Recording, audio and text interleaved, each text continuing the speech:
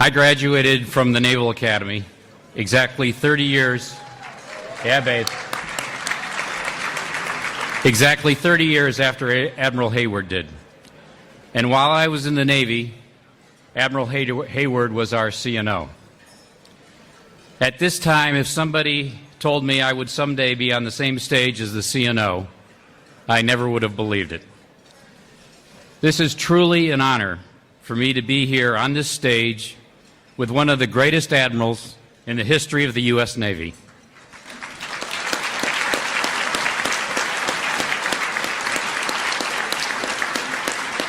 In fact, did you know that there have only been 32 CNOs in the history of our Navy?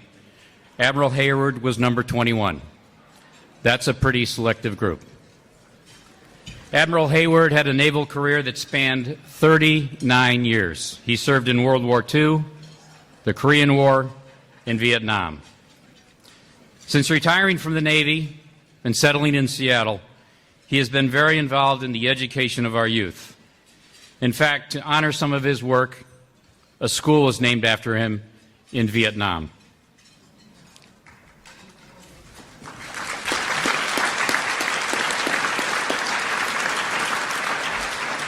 Admiral Hayward is renowned for his leadership in times of war and peace, and respected as an exceptional individual in the service of his country and his community. He has devoted his life to service, to serving his country in war and serving his fellow man in times of peace. Think about how fortunate we in this room are today. Today, in one room, we have two of the greatest leaders and military men in the history of the United States. Admiral Hayward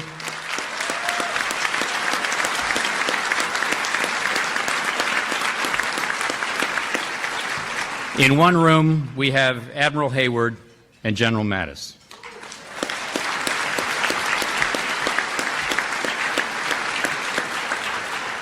We will all one day in the future talk about this night.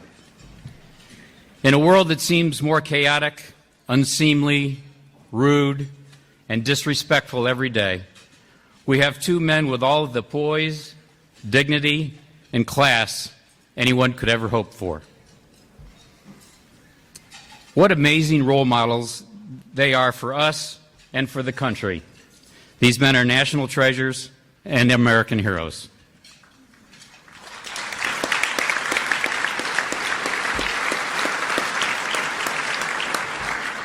Tonight, I have this distinct honor of presenting the 2019 Champion of Freedom Award to Admiral Tom Hayward. But because there is so much to say about this remarkable man, and too much for any one person to cover it all, we have assembled a few people that he has impacted over the years to help us. Let me call your attention to the video screens. I grew up in the Depression years, and the war started at the end of those years, and I signed up in the Navy and spent the next 39 years doing it. He joined the Navy a couple of years before I did. I was in 1 year, and he went much longer, and he is just very modest about it all. For the whole Navy, he's never going to be forgotten. He's one of the landmark CNOs in our history, and I don't think there's any question that he's a champion of freedom. When he was an aviator, he was a good one. He had nearly 500 carrier takeoffs, 498 carrier landings. It's a story that's worth asking him about. People think leaders are born, a lot of people do. That's not really true. I've seen so many people of all qualities just work hard at the problem.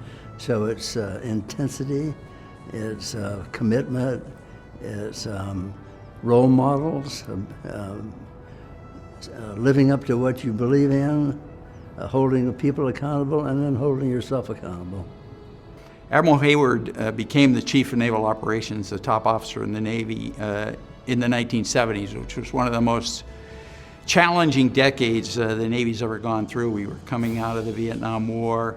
The budgets were being cut. We had a huge maintenance backlog, and we were faced with the challenge of fixing the ships we had and modernizing the Navy at the same time. First time I met President Reagan was along Pennsylvania Avenue on the day of his inauguration. As you know, the parades come by, all the services come by, marching and so forth. So I stood up by the president, and he watched these sailors trying to figure out how to march. And he turned to me and he said, "You got a lot of work to do, Admiral." He leads by example. He's actually an inspiration to me in several ways. As I've heard it said about Admiral Hayward, he does what he says he's going to do. In my parlance, that he makes and keeps commitments. And then he is the ultimate community member, and he cares about those around him and wants to add value to where he is. When PeaceTrees Vietnam started, he was instrumental in getting the organization not only off the ground, but advice around where to go, how to go about it. His grasp is so clear, and his commitment is so strong to supporting particularly the children, their well-being, their education, through school, building their kindergarten and supporting children of landmine survivors. So 110,000 landmines and other kinds of bombs have been removed, and there have been a number of schools built as well as libraries, of which one is in his name. He's a tremendous friend to PeaceTrees. He's a visionary to see that the impossible can become the possible. His days are full, and I would say by noon, he's done more than many Americans have done all day. Oh, he's definitely a champion of freedom, but he's also a champion of global education.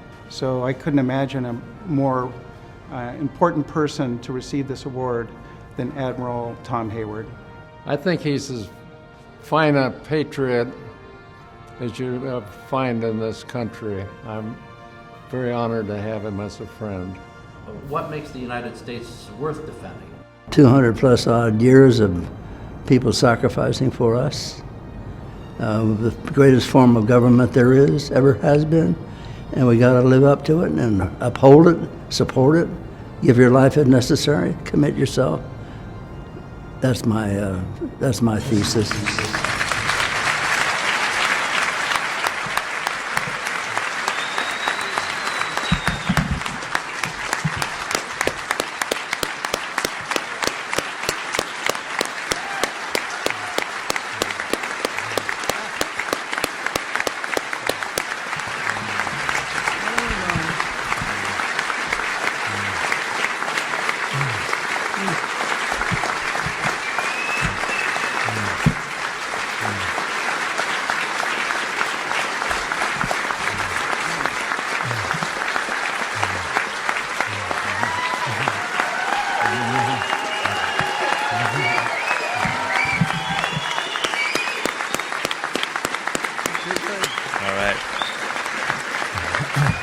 For Admiral Tom Hayward, in grateful recognition of your 39 years of service in the United States Navy and for your courageous leadership in protecting freedom and advancing market principles that have improved education opportunities in our great nation and around the world, we award you our Champion of Freedom Award tonight, October 24th, in Spokane, Washington. Congratulations.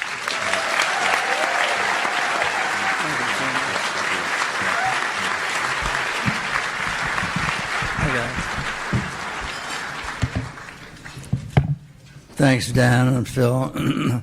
All of you wonderful people from the red part of the state.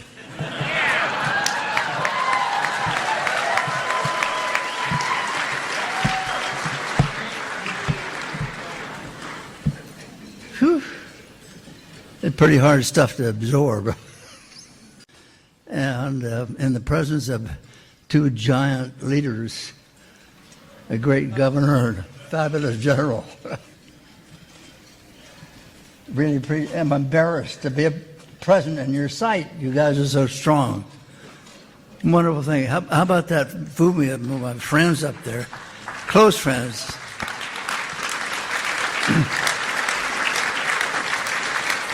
And that crazy old guy jumping out of a perfectly good airplane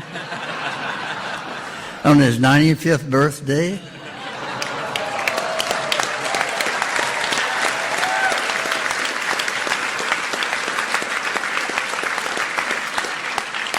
I thought that was a big deal. And I was real proud of it until an hour ago. I asked General Mattis how many times, dozens of times more than I. And he had a 50 to 75 pound combat package on his back. And I had this great, big, strong, massive guy holding on to me. He had over 10,000 jumps. I felt sort of safe. And God bless you all for this evening and being part of this organization. I would say that the General and I have a lot of different backgrounds, but at the same time we have something so much in common that I've heard it from many of you tonight. You came up and said, thank you for your service. We don't need to be thanked for our service. We've been privileged to serve you, this great country.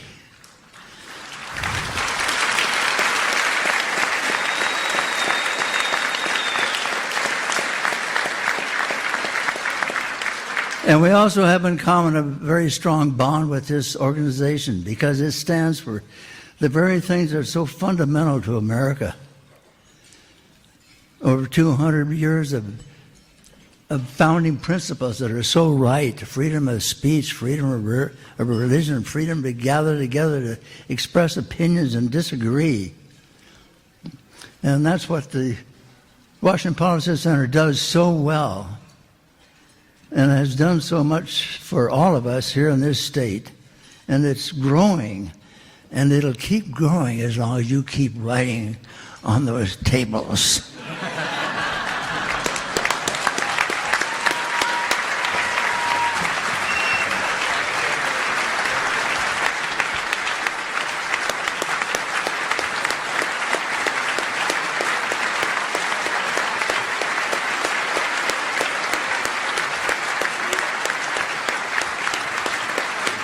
I can't be up here, ladies and gentlemen, on this dais alongside the man who was CNO, the Chief of Naval Operations, when I was an infantry company commander with 3 different deployments to the Western Pacific, the Indian Ocean, and the Persian Gulf.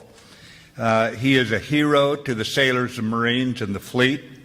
It is sometimes hard, and you'll understand this when you get to very high rank in any organization, and certainly in the military with its tens of thousands, hundreds of thousands, for one admiral or one general to be really known, to really make a difference way down through all the levels of command. But it was not so for this admiral. We knew who he was. We knew he enlisted in World War II. We knew he had taken over 146 combat missions into North Korea as a pilot. And that's running the odds pretty steep, ladies and gentlemen. 146, you're running the odds awfully steep. He was repeatedly decorated for valor. In Vietnam service, he was the commanding officer of all the aircraft and air crew on board an aircraft carrier, and then he went back as the CEO of the USS America, one of the finest ships in the Navy in its day. And he then moved on to the 7th Fleet, and who we put in command of our numbered fleets, the fighting fleets, those are our warriors. And he also became the Pacific Fleet Commander before he became our Chief of Naval Operations. And he was a warrior first, always a warrior. He's a very fierce one. He knows how to fight, but he's also a very ethical warrior. And he brought the Navy out of the doldrums of a very difficult period. He matched tradition to innovation. He was an inspiration to every one of us. And I think it was humbling to have you say we have a lot in common, Admiral, but I agree with you. It was a privilege every time we got to fight for this country. And it was a pleasure, I might add, to fight as part of the Navy Marine team when you were the Chief of Naval Operations. Ladies and gentlemen, his name alone is his passport to the trust of every sailor and Marine in the fleet.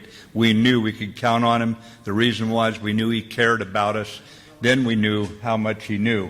But he cared about every one of us down there, and we knew that. At the same time, he was hard on us. We knew we had to stand and deliver when it was our turn.